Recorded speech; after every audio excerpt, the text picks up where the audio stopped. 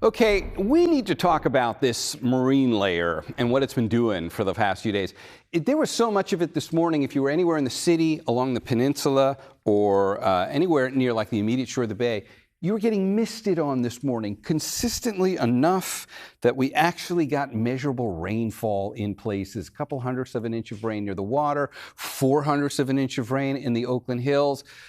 It's not like it rained. We didn't have rain come through here, but what you did have was consistent light mist coming out of the marine layer that it was able to accumulate over time. It's not going to evaporate, so it looks like it rained on the street because it's so wet, but a couple hundredths of an inch of rain is all we got out of it.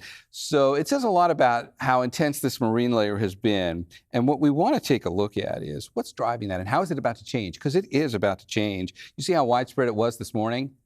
Entire bay was covered in it.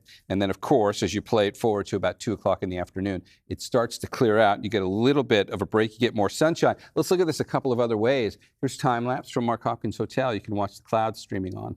But if we look at it in another way, it's a big measuring stick that pokes right up into those clouds, Salesforce Tower, which is 1,070 feet high. That is a live picture of it. So the bottom of the cloud right now is clearly covering the top of the Salesforce. And what you can't see is how much higher those clouds go above that. But I can tell you, they go up to about 2,000 feet, another 1,000 feet above that. Now, that's a pretty deep marine layer to be able to go 2,000 feet high.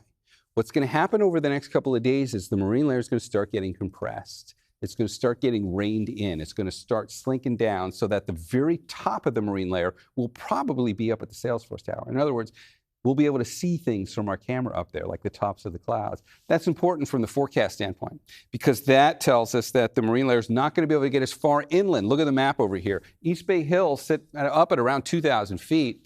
So over the next couple of mornings, the clouds will not be able to get over them, and you likely, maybe tomorrow, but more certainly Monday and Tuesday, you're going to wake up to blue sky in the morning in the Tri-Valley. You have not done that for like a week, because the clouds have been getting over there. Look at Concord. You'll wake up to sunny skies there too, although there'll be a few clouds kind of streaming in through the Carquinez Strait over here and maybe sneaking around towards Concord from the backside. That can happen sometimes. All right, less marine layer. You should not be getting drizzled on as much, or I'll even go out on a limb here and I'll say anymore from the marine layer over the next few days. We'll see how tomorrow goes. It's always a tricky one to try and rein the marine layer into specifics like that. But the best tools that we have tell us that the nature of the marine layer is going to start changing over the next few days. It is still going to get gray. Don't get me wrong. We're still going to see the marine layer filling in much of the immediate bay. It just won't be as deep, and it will not be getting as far inland as it has been. If you're in San Francisco, Marin County, the immediate bay, you're waking up to gray skies the next few days. And then you'll get sunshine by the afternoon. Look at the daytime highs for tomorrow.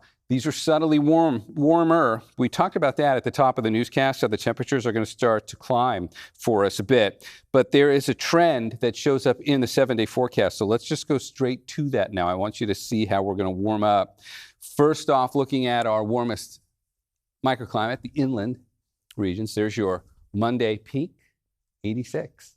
That's almost average. You might level down a bit from there, but you're going to warm back up again as we head towards the end of the week, and you'll be sitting in the mid-80s as we head towards next weekend. That's not hot.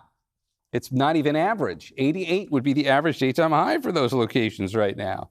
But it is warmer than you've been, so you're going to notice it. And in the 7-day forecast for the bay, there's plenty of marine layer on here. And even if the marine layer is going to squash down for the next couple of days here, it looks like it very well could go back up again by the middle and late part of next week, and maybe you will see a few more clouds inland. We'll track that as we get closer to it. All right, Andrea, over to you.